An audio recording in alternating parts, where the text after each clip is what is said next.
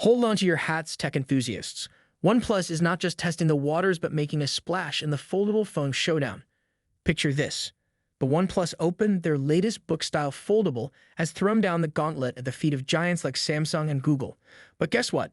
The OnePlus saga doesn't end there. In fact, it's just getting warmed up for a blockbuster sequel, introducing the OnePlus 12.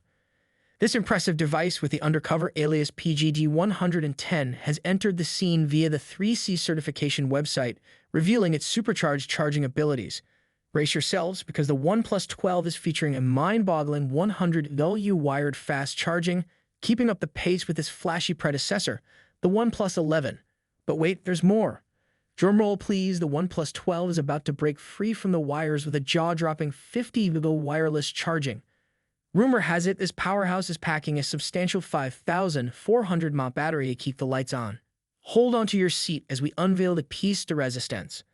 The OnePlus 12 is on track to become the world's first ever phone flaunting Sony's cutting-edge LTIA mobile image sensor.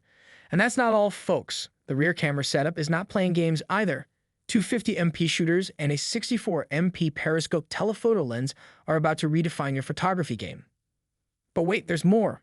The OnePlus 12 is showcasing its prowess with the Snapdragon 8 Gen 3 chipset, promising a performance boost that'll leave you breathless.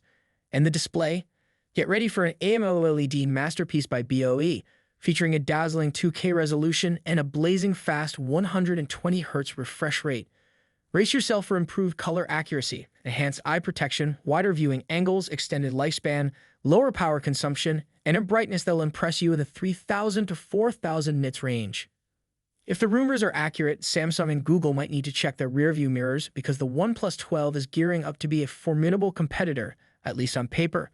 For now, stay tuned, folks. A smartphone showdown just got a whole lot more interesting news.